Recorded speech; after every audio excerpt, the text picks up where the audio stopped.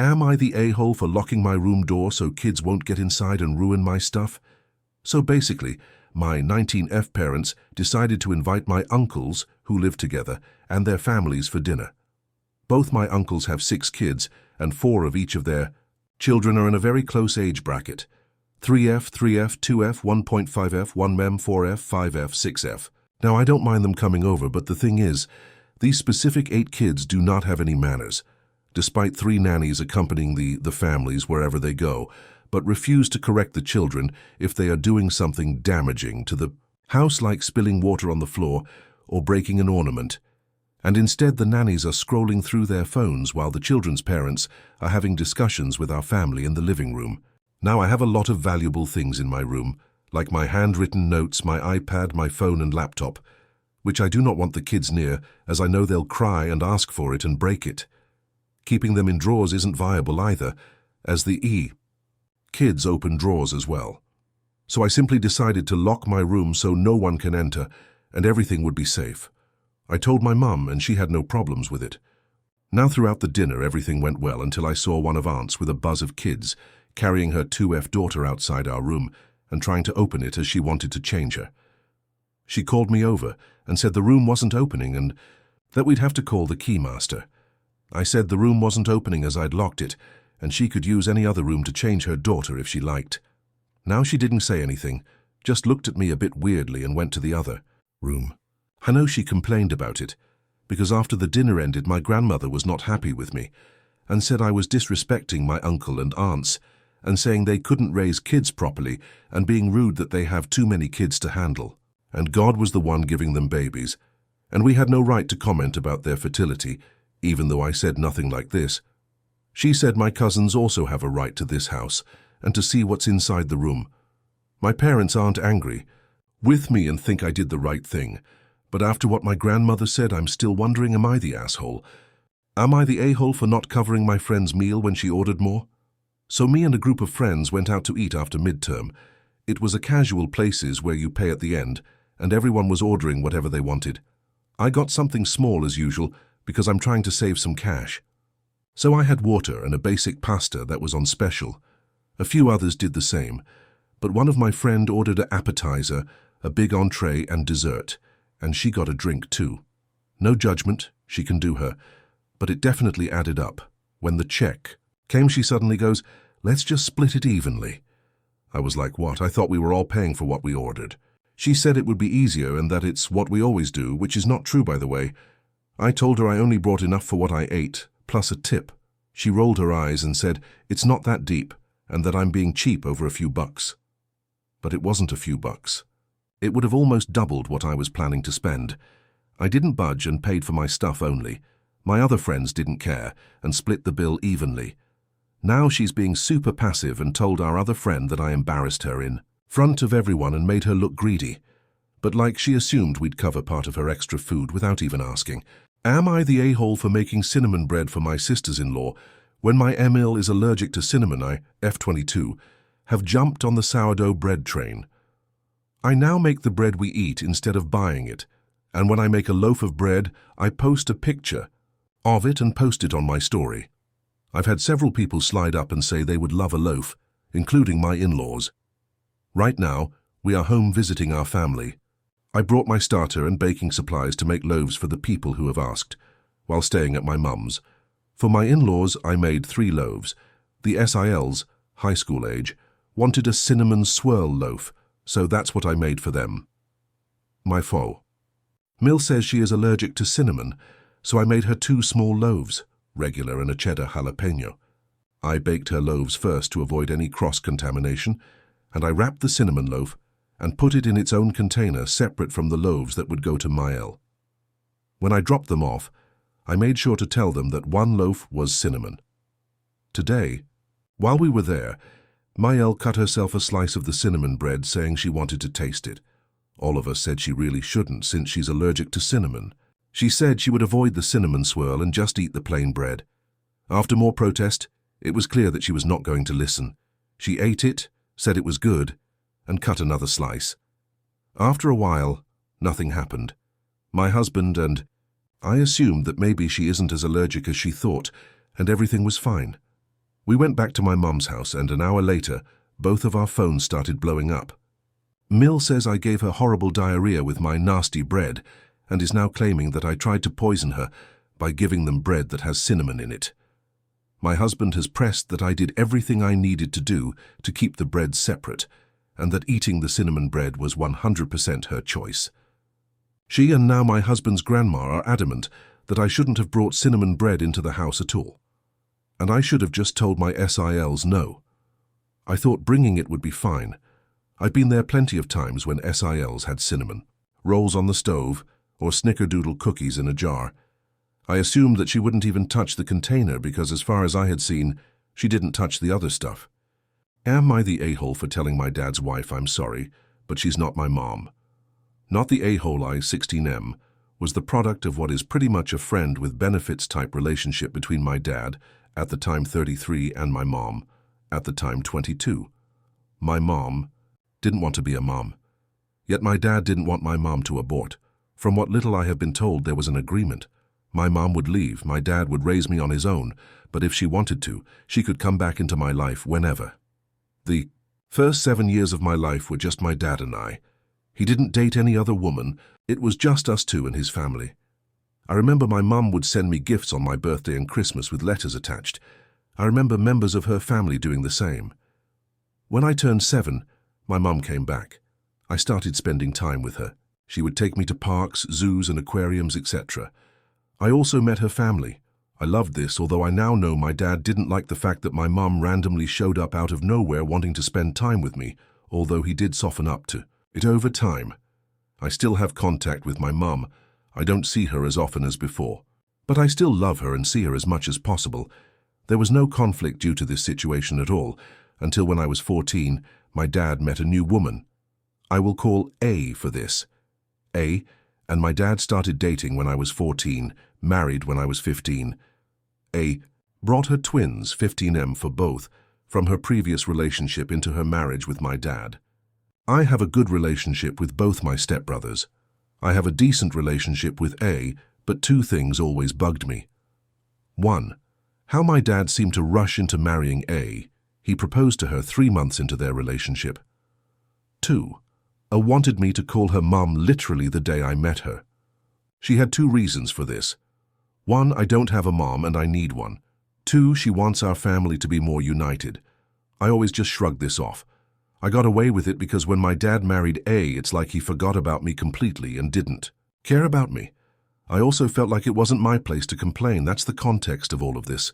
We're a year into Dad and A's marriage. A's birthday is coming up. All of us bought her a gift, but she says she doesn't like physical ones and also said she wants a more verbal gift from me. Last night at dinner, I learned what this was. She asked me if I say yes to letting her adopt me so she could be my mum. Of course, it caught me off guard. I said, no, I already have a mum. I doesn't like the fact I talk to my actual mum still, and she said that she's my mum because she's at home with me every day and is married to my dad, then called my actual mum a part-timer in my life. I told her no. I'm sorry I can't her son. But even if my actual mum is a part-timer, she was there for me a long time before she was. I received an angry scolding for this from both my dad and A. Specifically has been cold towards me since then. I'm struggling to comprehend this and need to ask anonymously if I was in the wrong here. Am I the a-hole for telling my friend I won't set him up with anyone because he's emotionally immature? So I, 30F, have a friend, Ryan, 31M, who's been in my social circle for a few years now. We met through work and became friends, after bonding over shared interests, and he's generally a good guy, funny, kind, etc. He's been single for a while and recently started asking me to hook him up with one of my single friends. At first I kind of brushed it off and said they weren't really his type, or they weren't looking right now, but he kept pressing. Eventually, I told him I wasn't super comfortable playing matchmaker, especially when I've seen how he handles relationships. For context, Ryan has a bit of a pattern. He jumps into things super fast, gets clingy really early on, like texting 24/7 and needing constant reassurance, and then when there's any sort of conflict or miscommunication, he either shuts down or spirals into guilt-tripping behavior. He's admitted he has some abandonment issues which he's working on, but from what I've seen, he hasn't really done much besides acknowledge them. I've had female friends tell me his past dates were emotionally exhausting. So, I was honest with him and said, "Look, I care about you, but I don't feel comfortable setting you up with someone I care about when I think you still have some emotional stuff to work through." Well, he got really offended, said I was judging him and basically called me fake for being his friend, but thinking so little of him. I told him that being honest was me being a friend, and that I'd rather be straight with him than set up a situation where someone ends up hurt or awkward. He hasn't responded to me since, and now I'm wondering if I was too harsh or out of line. I genuinely didn't mean it in a mean way, but maybe I should have just lied or kept it vague. Am I the a-hole for offering my clothes to a co-worker after losing weight? I have a co-worker that I am very close to, and we eat lunch together, etc. I'm a clothes horse, and I have so many things that I've never worn and still have the tags on. My co-worker is always commenting to me that she loves my clothes, and if I ever decide to give anything away, please come to her first. We were the same size. I recently lost a lot of weight, and I've gone down 5 sizes. I've been working really hard at it, but I haven't been talking about it that much because it seems to be a bit of tension between the two of us. She's never said anything outright, just some passive-aggressive comments about how I'm getting too thin. I just ignore it because a lot of people say that, and I think it's just a result of the shock of me losing weight. I still have about 30 pounds to lose before I even hit the 150 mark, and I'm very short. I'm definitely not too thin, and I still suffer from body dysmorphia, so I don't even think I'm thin at all. I recently went through my clothes, and I have a shocking amount of things that have either never been worn or have been worn once. I really need to work on this addiction. I put them together in boxes, and on my next trip into the office, I asked her if she would like me to bring those in so she could go through them. Her face took on this very shocked expression, and then she said, "Why would you ask me that? Why would you insult me by asking me if I want your hand-me-downs and cast-offs? That's so humiliating." I was stunned, and I think I might have actually said I was sorry and walked away.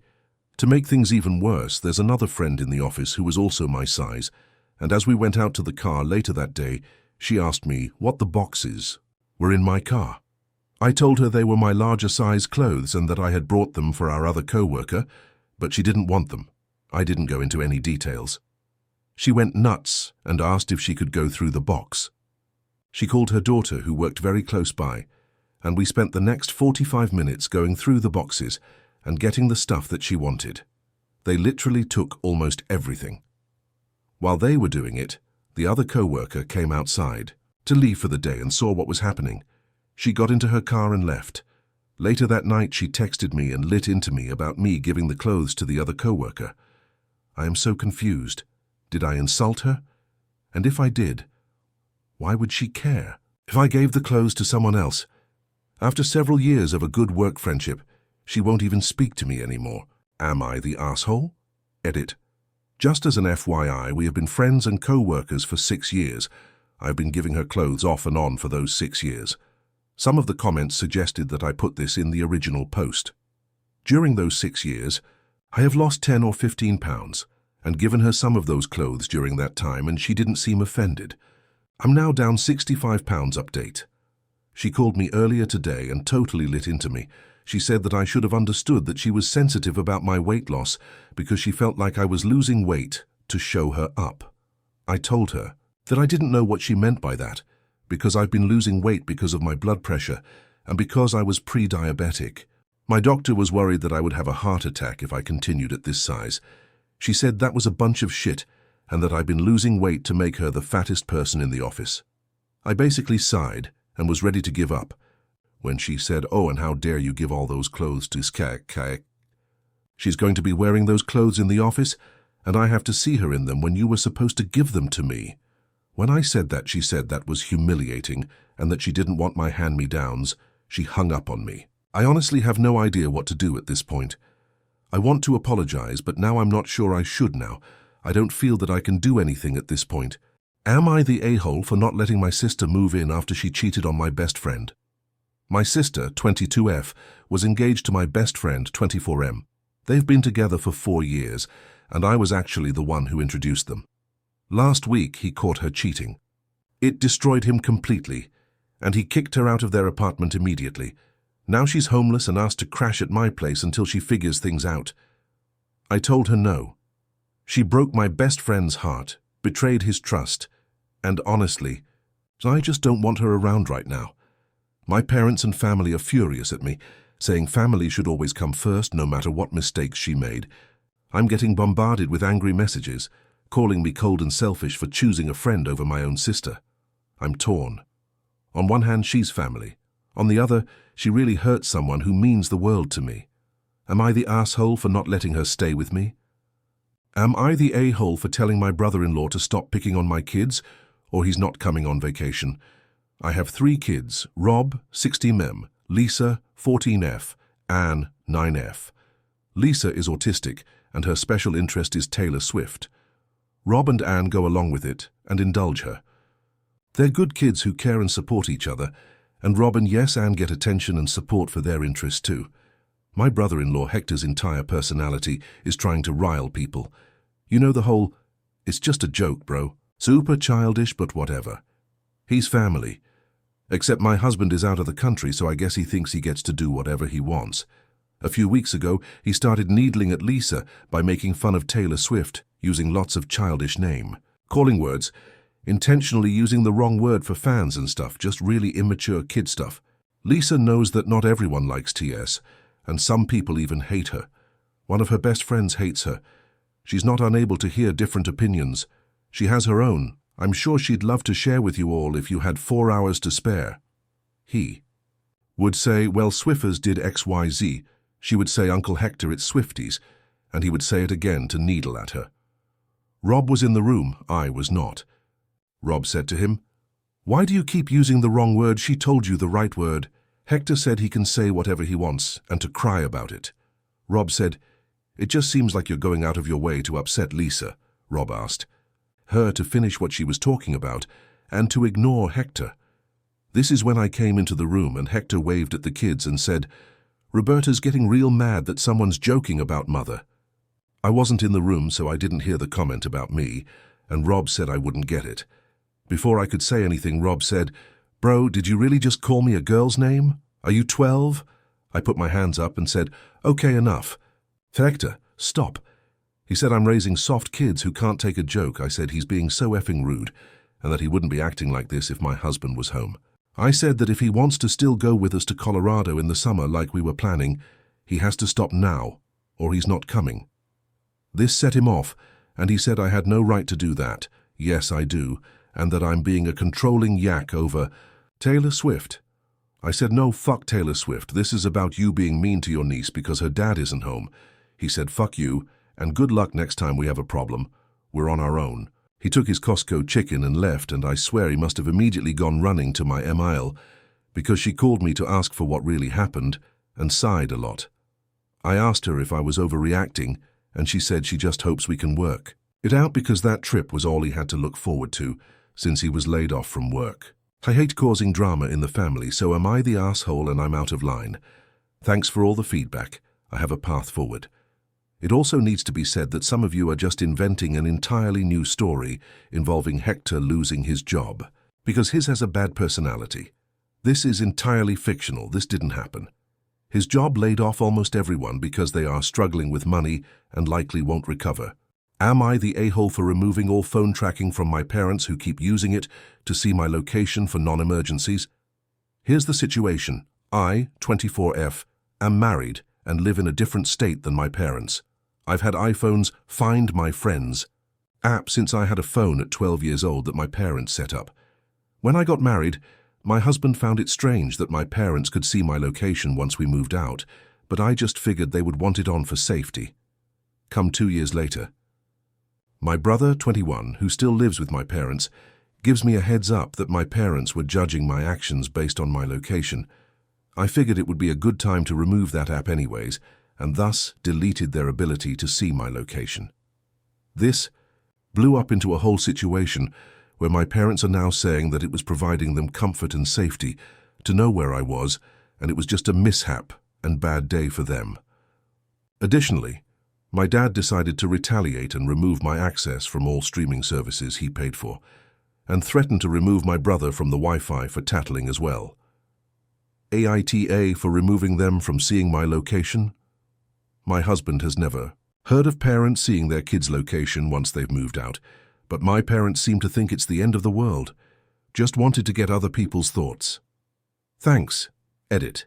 Thank you all for the advice and thoughts. I originally posted as I've heard of other families sharing location as adults, so I felt like the odd one out for not wanting this. However, you guys have helped me realize this is not normal. Additionally, I want to make mention that I am completely fine paying for my own streaming services and already pay for the ones that don't allow sharing on my own. This is the only thing my parents had been providing financially. I brought it up as a point of their reaction to help provide context of the situation. Am I the a-hole? My husband woke me up in the middle of the night for a dream. My husband is a bit of a drama queen. He is needy when he gets sick, very in touch with his feelings, communicative. I love him, but sometimes he's a bit much. Last week, I got COVID. I was in bed for 4 days and he slept in the spare room so that he minimized exposure. Last night he slept in bed with me for the second night back. At 1 a.m., he rolls out of bed onto the floor moaning loudly. I thought he was having a heart attack. He gets up and walks into the bathroom and then falls to the floor. I was up now and trying to figure out what to do because all he was doing was moaning. He finally says pour water over him, so I get a cup and pour water over him. I felt him, he was pretty hot, so I figured he got COVID. Then he tells me to put on the shower for him. So I did. He's still laying on the floor, not talking. He gets in the shower and then stays for a while. He sat in the shower. He finally gets in bed and I was prepared to get him some medicine to bring down the fever. And then he tells me he had a bad dream. This whole drama was all because of a freaking bad dream. Not COVID, not a heart attack. A bad dream where he was being stabbed repeatedly. To top it all off, he fell right back to sleep and I was up for 2 hours trying to get back to sleep. Needless to say, I woke up pissed. He felt I wasn't being sensitive to his needs. I've never had a bad dream like that, so maybe I was, but at the same time, who does that? Wakes their spouse up in a panic, not communicating, and then complete disregard for their sleeping spouse just hops back into bed like it was no big deal, and then gets his feelings hurt because I'm tired and irritated. A little backstory, my dad is a narcissist and frequently did things like this to my mom and us. He would lay down in the middle of the hallway when he was sick and make us walk over him while he moaned in agony. He would throw temper tantrums because he wasn't the center of attention, or he would have angry outbursts and throw things. I had a little PTSD flashback because of what my husband did last night. I'm an officially diagnosed person with PTSD caused during my childhood by my father and have participated in EMDR therapy. I also take prescription medicine and melatonin to go to sleep and stay asleep. So sleep is an important commodity in my world. We've been together for 3 years and married for 2. This is not our first marriage. We are in our 50s and have grown children. None of my other relationships had random nightmare drama. So, aita update. After posting this and getting feedback, I let him know about my past experiences with my dad, the fact that I was genuinely debating calling 911, and asked him if he'd done this before. He also knows my sleep troubles, so we talked a little about that. He and I really do have a great relationship. I love him. I just didn't know how to respond to this because it's never happened to me before, and I was super tired this morning. I even took a nap today, which my doctor says I shouldn't to keep my sleep regular. I found out that this has happened before about 2 years ago, before we started living together. He says it happens when he's stressed. He and I don't share finances except for home expenses, and he's a freelancer. He's stressing about taxes. I did tell him that we need to see a doctor if this gets any worse, just to check if there's anything we can do to alleviate this in the future for him. And he needs to talk to me about what's stressing him. Am I the a-hole for refusing to take care of my husband's medical equipment, so my husband, 42 meters, and I, 41F, are having a disagreement? Here's the situation. He uses a CPAP machine at night. He's had it for 15 years and never puts it away in the morning. He has decided that it's my responsibility to take care of it and prevent the children or our pets from touching it. He says it's unreasonable for him to put it away every morning even though there are many, many things the kids and I use and put away every single day. He insists that other things of his be left where it's convenient for himself, even if it makes life harder for the rest of us. Example, he will leave his shoes under the kitchen table and tells me that I should just not clean the floor there at all so his shoes don't get moved. He goes to great lengths to make life easier for himself, even if that means putting more difficulty on me and our children. Last night, our cat got into our bedroom and chewed on the hose for his CPAP. I didn't know it till we went to bed and husband freaked out. He demanded to know why I wasn't watching his CPAP and why I had let it get ruined. Then he decided he wants to lock me and the kids out of our bedroom when he leaves for work every morning. I said, absolutely not. Our second bathroom is only accessible through the bedroom. All my own things are in the bedroom, and that would leave me without access to any of my things during the day, unless I cleared everything out of my room and the second bathroom, which is also where I keep my makeup, and other personal items, which to me seems totally unreasonable. I told him he should put away his CPAP every morning. He says that it's unreasonable for him to remember to do such an annoying task, and that he shouldn't have to put anything he owns away. I really feel like he should be responsible for his own things, and that it is unreasonable for him to lock me out of my own room. So, am I the a-hole? Am I the a-hole for snapping at my mother when she asked when I would finally kick out my daughter? Hi, I am fairly new to using Reddit, but I have lurked on some subreddits before, including this one. Anyway, on to my problem. I, 66F, am retired, but kept very busy by caring for my mother, 85F, and my disabled husband, 64mem. My mother does not live with us. She lives in an assisted living facility where I visit her every few days to check up on her and see if she needs anything. During my latest visit, she brought up how I should finally kick out my daughter, 29F, let's call her C. Now for some context, yes, my daughter does indeed still live with me and my husband for many factors, including her rather fragile mental health. But what my mother does not understand is that despite us being parent and child, we are not living in a parent and child kind of situation. We are roommates that just happen to also be family, because neither her nor my husband and I could afford places of our own in this economy. We are dependent on C just as much as she is dependent on us. C holds down a full-time job, which doesn't pay great, but not awfully either. She pays her fair share in rent, utilities and groceries, does her fair share of chores, and sometimes even takes over some of my chores when she feels that I need a break. I cook on weekdays when C has to work, but C has weekends off, so she takes over cooking duties then. She has a savings account for emergencies. She pays for the family Netflix account, and even spends some of the fun money she has left over every month, which isn't much, on little treats for my husband and me, no matter how often I ask her not to waste what little money she has to enjoy life on us. So with all of that as background, my mother's comments made me pretty angry, because C does so much to not be a burden to my husband and me, despite me telling her that I love her, and could never see her as a burden. I also fear my mother may have planted that thought in her head when I wasn't around. Meanwhile, all my mother seems to do is demand, demand, demand. She has nurses at her disposal in that assisted living facility and people who do grocery runs for her.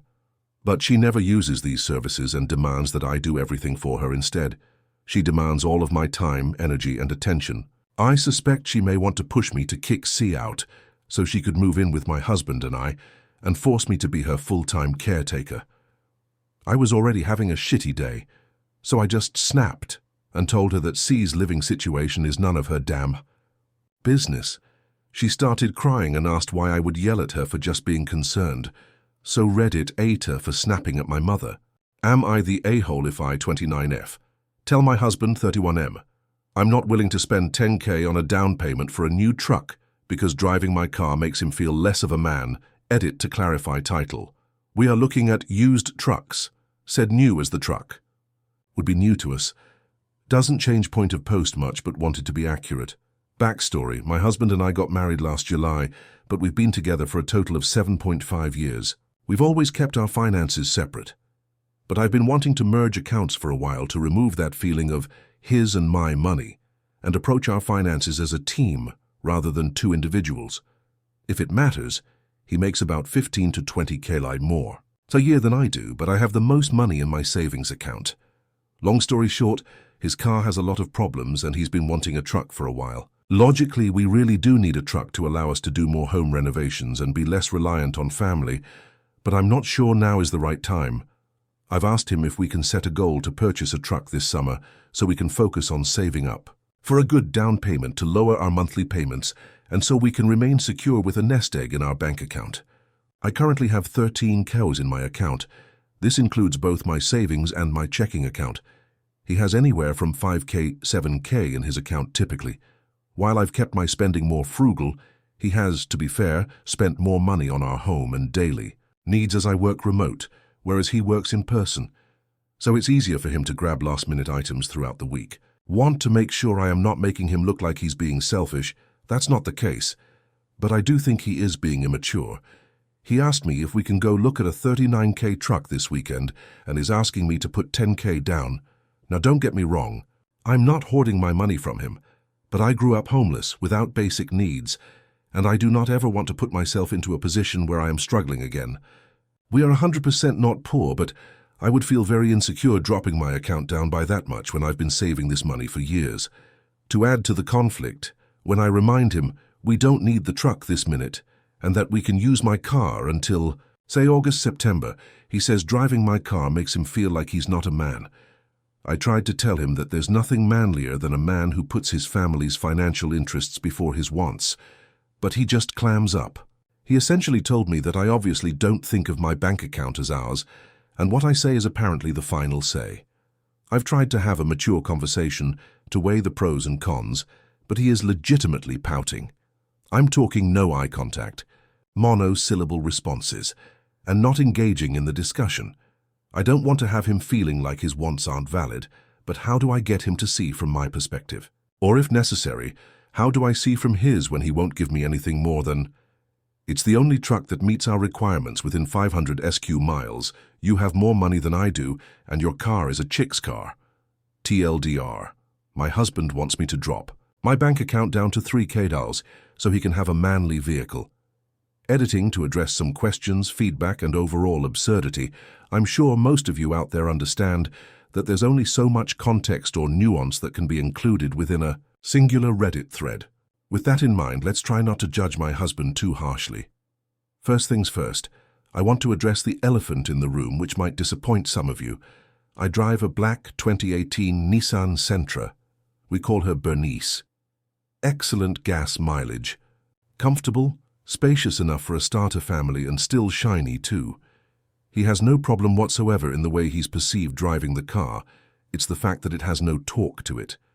His current car is a 2016 Subaru WRX, and he's spent the last 8+ years driving it. I can't lie, I also really enjoy the turbo and the handling, so I understand the disappointment going from that to Bernice.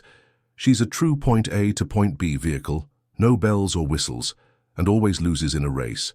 So while I still don't think this is a good enough reason to jump the gun on this truck, it's really not about being in a truck. Piggybacking off of this, I quoted him verbatim on the title. He truly said, "Driving your car makes me feel less of a man," but it isn't any deeper than the fact that my car is slow and a bad choice of words on his part. But to play the devil's advocate, I do call my car a she and named her Bernice, so I guess I started the whole gender assignment debacle. He's not a misogynist, and while he wasn't choosing his words correctly, I don't think his feelings are invalid to an extent. He was in motocross throughout middle and high school, and as soon as he had enough money, he bought a sports bike. Add in that he's so used to a quick day-to-day vehicle, I see why he might feel stifled by a boring car like mine. Is that a mature excuse? No, but it's not hard to understand his inner feelings on this. Next, I want to be fair to both myself and to him on our spending, and why our bank accounts are where they are right now. He took out a loan for his motorcycle in 2016 for what I think was a $16k loan, and then took out another loan in 2017 to buy his car. I don't know the numbers exactly, but he put a reasonable down payment on the car and ended up with a $26k loan. Objectively, both were bad financial decisions, but he was barely 22, 23, so I'll give him some grace on that. He paid off his bike in 2023 and his car late last year. He sold his bike last summer as well. Now that I think about it, losing his bike and having his Subaru start dying might explain the urgency he's feeling.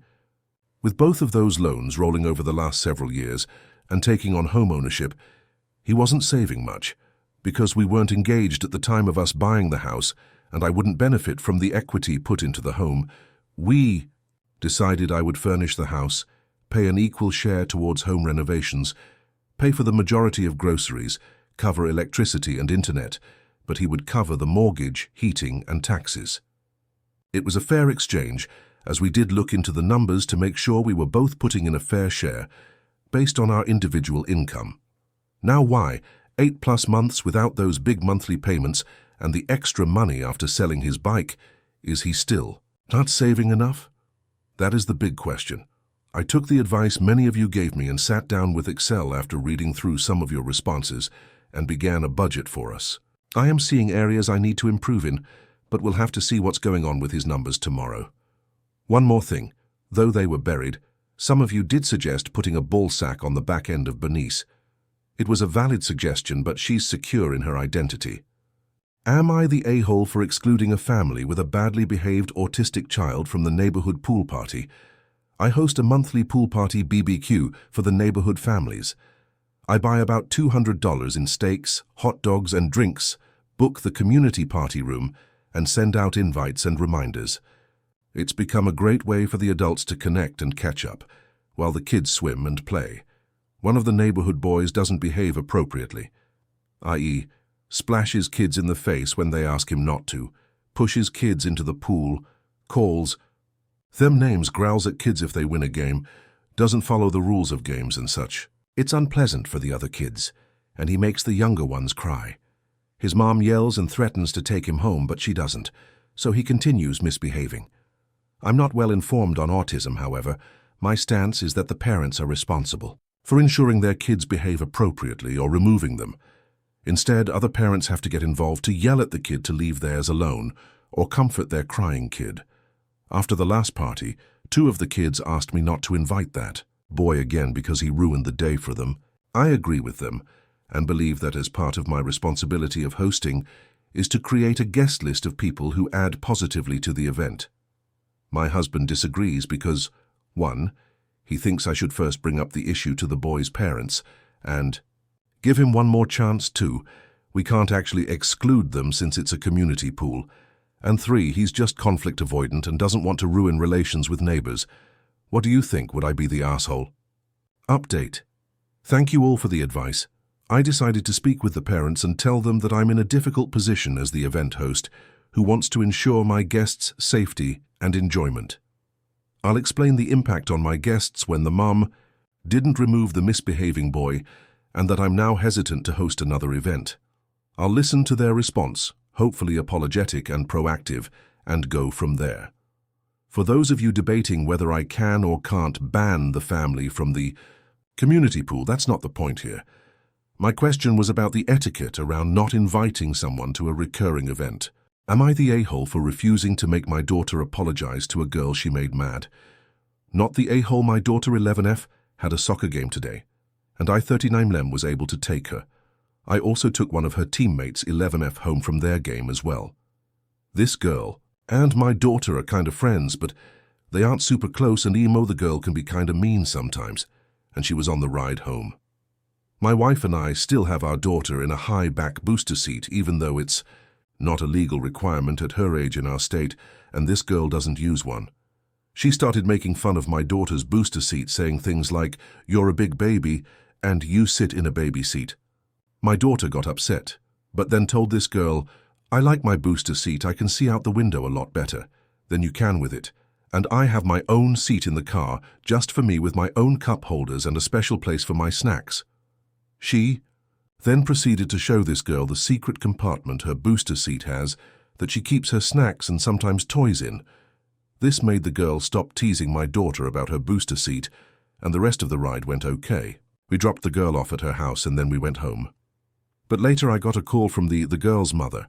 She was furious with me, saying that her daughter came home and said my daughter was very mean to her and made fun of her for not having fair booster seat. I told her that her daughter wasn't being very nice, and maybe if she was nicer to my daughter, this wouldn't have happened. But this just made her more mad. She said I was a terrible father, and still insisted I make my daughter apologize to her daughter. But I still refused, because I don't think my daughter has anything to apologize for. Since then, she has sent me a few angry text messages demanding I make my daughter apologize. Am I the a-hole for not staying overnight at the hospital with our 7-year-old son, along with my extra wife? Not the a-hole update below. Our son has a bad case of pneumonia requiring a surgical procedure to drain fluid from his chest, and now he has a chest tube. The infection is pretty bad. We've been here about 8 days, and he is finally starting to turn a corner. The fevers are less frequent and not as high. I have been here every day and will continue to do so. His mom, my ex-wife, is also here, but during the day she's working remotely and a little more distracted. A couple days ago, with our son showing some progress, I decided to leave for the night so I can get some rest. His mom will leave for about 3 hours in the late afternoon evening to shower, change, do whatever, and when she returns, I leave. At that time, our son is getting ready to sleep or is sleeping. I return first thing in the morning, between 6 and 6:30 a.m. to make sure I am here for the doctor rounds or any early morning procedure, such as labs or x-rays. Full transparency, my girlfriend lives nearby and I go to her house to shower, change and get some rest in a real bed. I've offered my son's mum the same opportunity. I've told her that if she wanted to go home for the night, I am more than happy to stay. However, she refuses, and today when I made the same offer, she said no, she's going to stay with our son, and doesn't understand how any parent can leave their child at the hospital so they can go be with their partner. Apparently, she can still get in my head because here I am asking if I am the asshole for leaving my son at the hospital with his mom, my ex-wife, instead of staying the night. Should I also be staying if she's here? Typo, it is ex-wife, not extra wife, although I'm glad I didn't catch it because the extra wife comments gave me a much-needed laugh. Thank you. Update. First of all, I want to thank you all for your well wishes. It truly means a lot. We are still at the hospital, but my son is doing much better. Chest tube is scheduled to come out tomorrow. He is responding well to new antibiotics, appetite is back, and fevers have been gone for over 48 hours, thank God. I continue to offer my son's mom to go home for the night, but she continues to refuse. However, she is taking longer breaks during the day, and it seems like she is getting some rest because she comes back looking more refreshed. Since she insists on staying, I continue to leave for a few hours at night to get some sleep. However, I'm back first thing in the morning before they wake, and to make sure I don't miss any procedure, labs, x-ray, CT scan, or any doctor rounds, which I haven't, and I stay until my son falls asleep. His mom is better about me leaving, I think, because she sees how present and involved I am in our son's care, treatment and treatment plan. So she stopped with the petty comments for now, or she found this thread, LOL. All this has taught me a valuable lesson. We hear about it all the time, but this experience really made me believe it. We cannot take care of other people if we don't take care of ourselves. I feel more present and clear-headed compared to the first few nights where I was staying all night. I'm a bigger guy, so the tiny bed plus the frequent nurse check-ins make it impossible to get any rest. I was miserable during the day and was running on fumes or adrenaline since our son was in the thick of it. Thankfully, he's in a much more stable place. It really is whatever works for you. This is working for me and I am okay with it. I get to be present all day with my son, stay engaged in his treatment, and he seems to know that I am here for him, as well as his mom.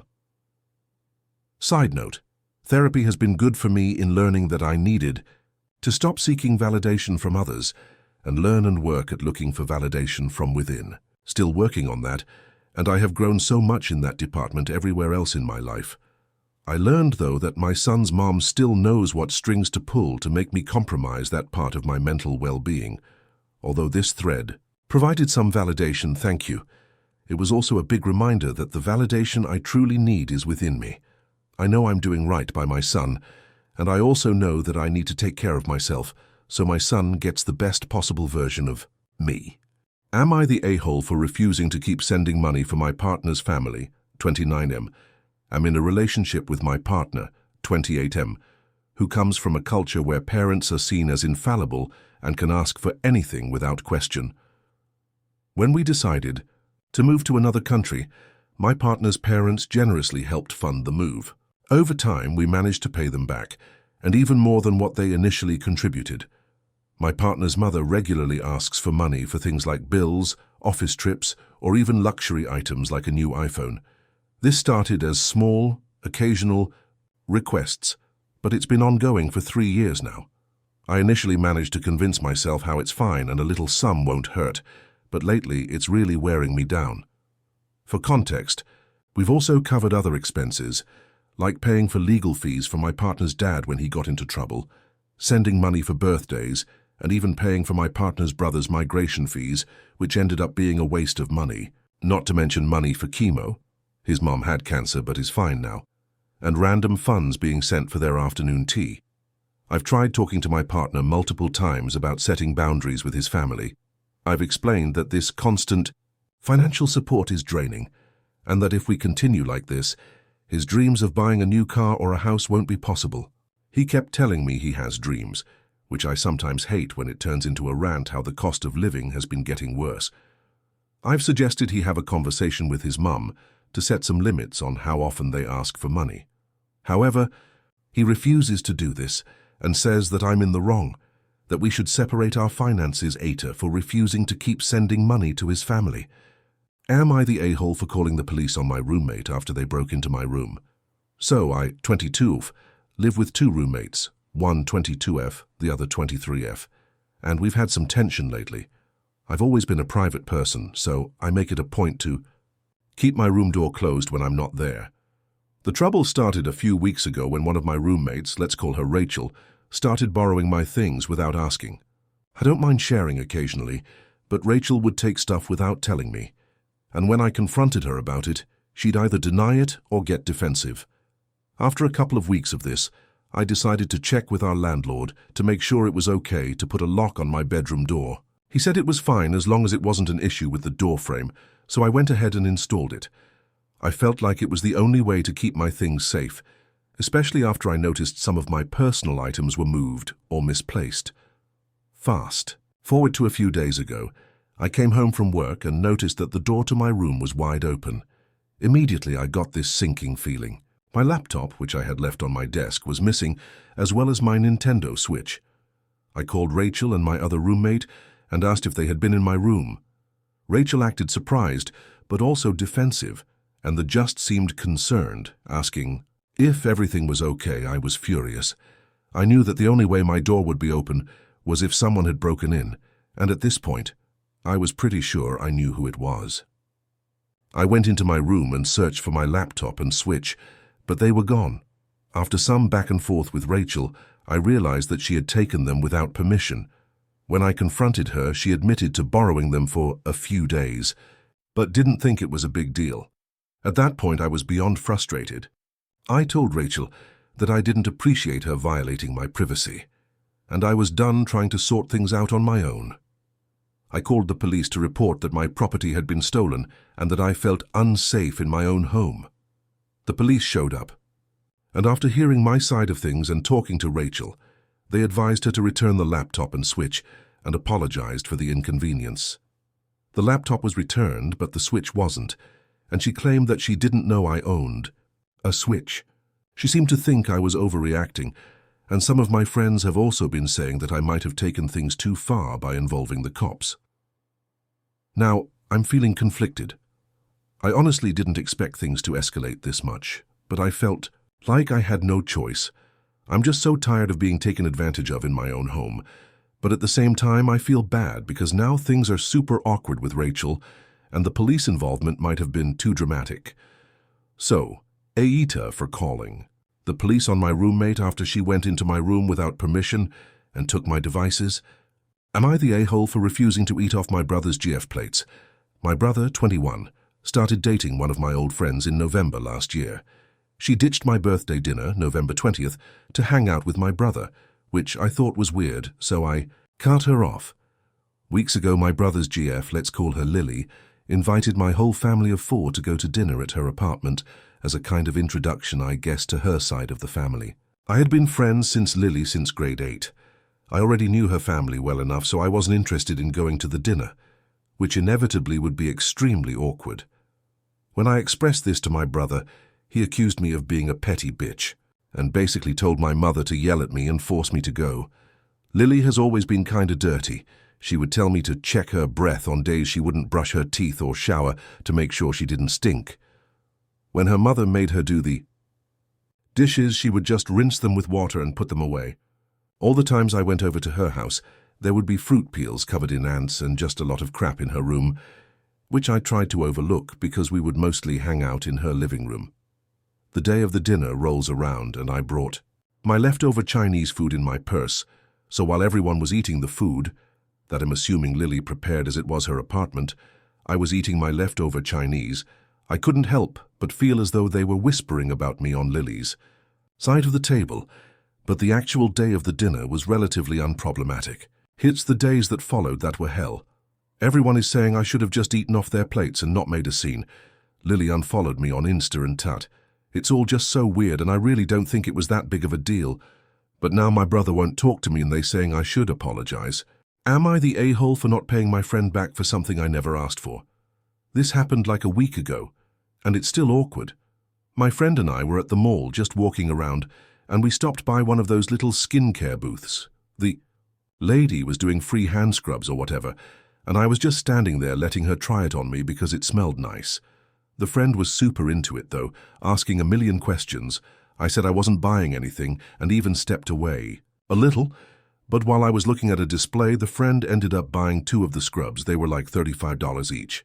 Cool, whatever. But then as we were leaving, she handed me one and was like, "Here, I got one for you too." I literally said, "Wait, what? Why?" And she just shrugged and went, "I know you liked it, it's no big deal." I said thanks, but also told her she didn't have to do that. Now fast forward to yesterday, she texts me like, "Hey, can you send me $35 for that scrub when you get a chance?" I was confused and said, "I thought you were treating me," and she goes, "Well, I didn't think I'd have to pay for both. I assumed you'd Zelle me later." What? I didn't ask for it. I didn't agree to it. And she literally said it's no big deal. I told her nicely that I'm not paying for something I didn't want in the first place. Now she's acting like I'm taking advantage of her and says she wouldn't have bought it if she knew I wouldn't pay her back. So now I feel weird. I didn't want it, I didn't ask, but I also don't want to seem ungrateful. Am I the a-hole for not letting my roommate's boyfriend use my car, even though it made him miss a job interview? Not the a-hole, so I, 25F, share an apartment with my roommate Jess, 24F. We generally get along okay, but she started dating this guy, Kyle, a few months ago, and he's been around constantly.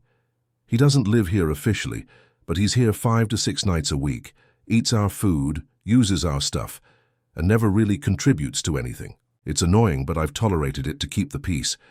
I own a car which I use for work, errands, and occasional weekend trips. Jess doesn't have a car, and neither does Kyle. Last week, Kyle asked me, very last minute, if he could borrow my car to drive to a job interview. I asked a few questions, where it was, how far, how long he'd need it, and it turned out he needed it during a time I'd already told Jess I had a doctor's appointment across town. I said sorry, but I needed it and couldn't change my appointment.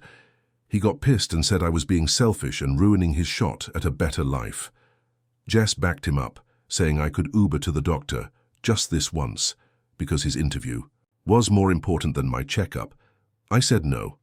I'm not comfortable lending my car to someone I barely know, especially not for a time I already need it. I don't owe him that. They both sulked and gave me the cold shoulder for days. Kyle apparently missed the interview because he couldn't find a ride, and is now blaming me for ruining his future. I feel a little bad because I could have changed my appointment if I really wanted to, but also, it's my car, my schedule, and I don't think I should have to upend my plans for someone who doesn't even live here. Am I the a-hole for throwing away gifts from a family member? I, 36Sim, and my wife, 29F, have an issue with her mother, 50IF. She has been buying and giving us gifts that are hard for us to deal with. We live in a very small house and we're pretty much full. So when we get an air fryer, there's no space in the kitchen for it. Or a bag of clothes that she got a really good deal on. No closet space. So we've asked her repeatedly to not give us anything. No Christmas gifts, no random gifts, no Easter baskets, etc. We don't need them or want them. It's gotten to the point where we get them and pretty much toss them into the dumpster 5 minutes after she leaves. But I got caught throwing stuff into the dumpster when she came back because she forgot her phone, and she was pretty mad at me. Lots of tears, yelling, saying we didn't love or appreciate her, etc. The issue that I have with the gifts is that she cannot pay her own rent. She and her husband rent an apartment for $1,200 a month, and 5 times in the last 2 years we have had to pay her entire rent or a good portion of it. The money she is spending on the gifts is honestly our money, recycled back to us, and we'd much rather have her keep that money and use it to support herself instead of wasting it. Am I the a-hole for not giving my friend one of the freebies from my skincare order? Not the a-hole. So I ordered a bunch of stuff during a skincare sale, and they were doing this promo where if you spent over a certain amount, they gave you 3 mystery gifts. I didn't know what they were going to be, but I was excited because I've been broke and haven't treated myself in a while.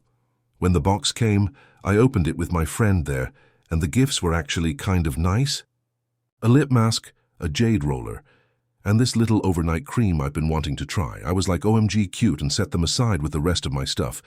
Then my friend just casually picks up the lip mask and goes, "Oh, this is so nice. Thanks for saving this for me." I laughed because I thought she was joking, but she was literally putting it in her purse. I said, "Wait, no, I didn't say you could have that."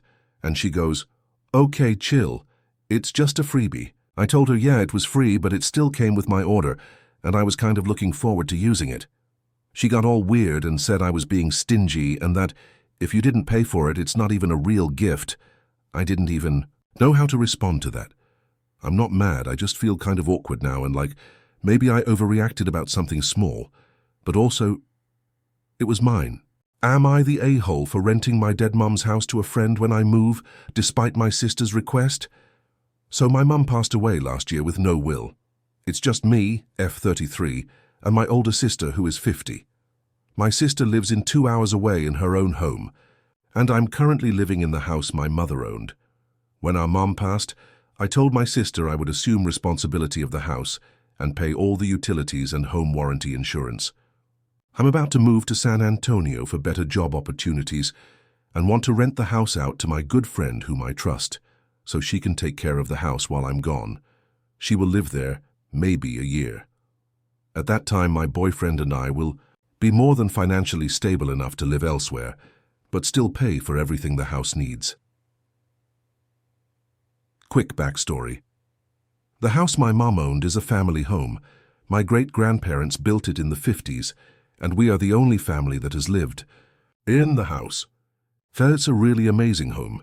When I told my sister I planned to rent the house out to my friend while gone, she absolutely lost her mind and had basically an emotional breakdown, crying, screaming, and cussing at me, wondering why the hell I think it okay for an outsider to live in our family home.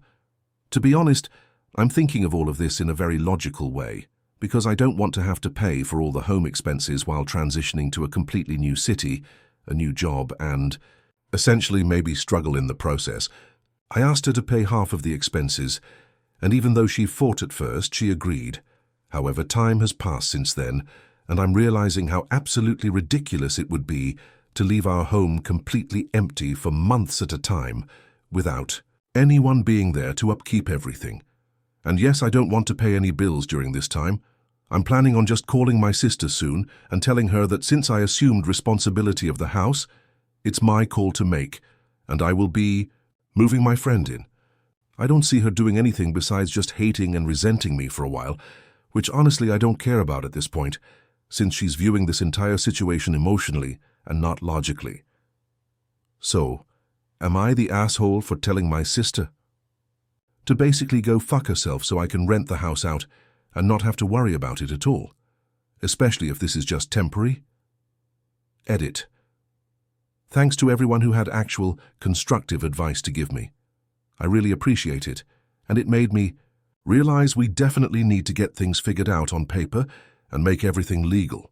When I texted my sister earlier to tell her I was starting the probate process, she actually admitted she wanted to move back into the house, and save us both the hassle of renting.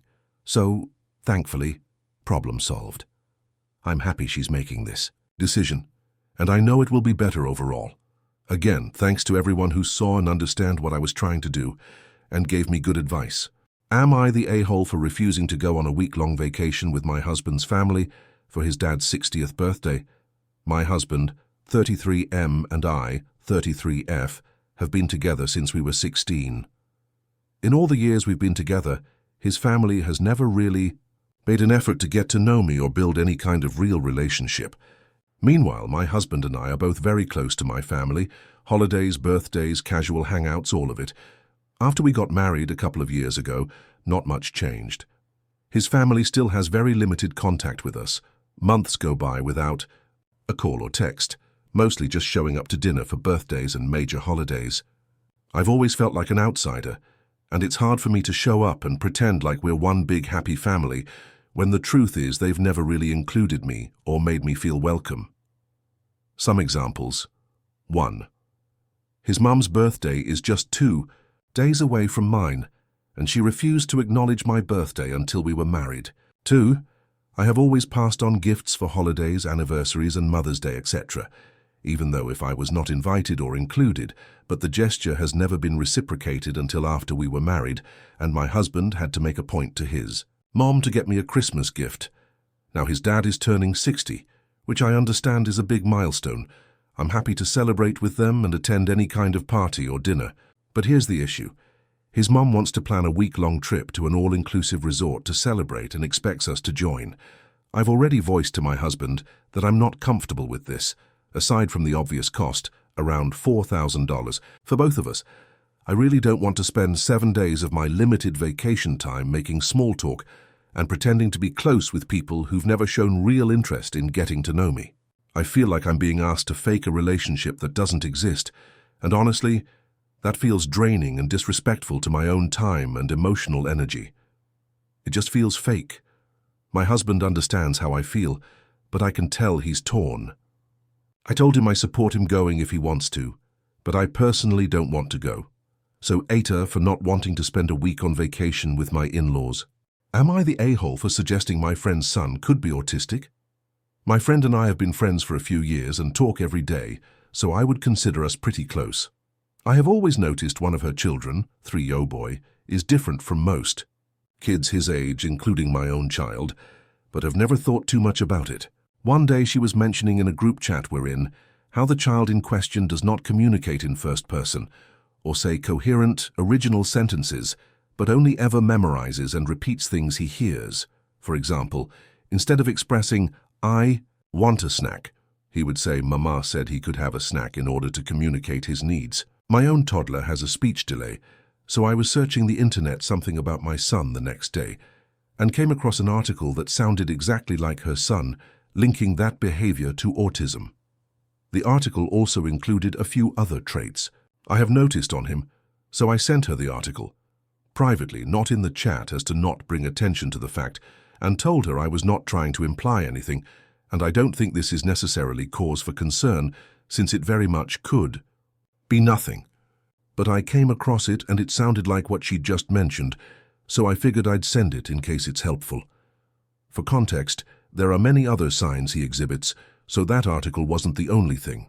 Lack of eye contact, doesn't try to play with or talk to other children, obsessed with specific objects, the language thing I mentioned, doesn't pretend play, walks pigeon and tiptoed, extremely picky eating, very prone to overstimulation and meltdowns, etc.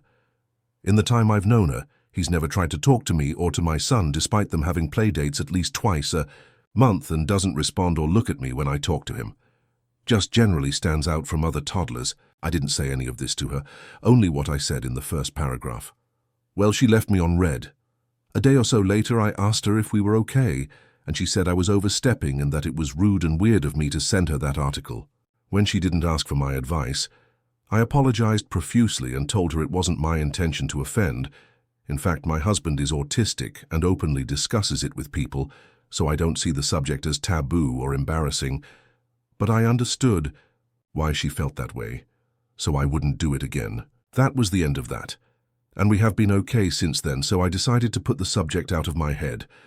Now, a few months later, she ranted in that same group chat about how people are always assuming perfectly normal children are autistic, and how they are way too quick about suggesting such a thing to a parent. So it reopened the subject in my mind and made me wonder, was I the AH for sending her that article?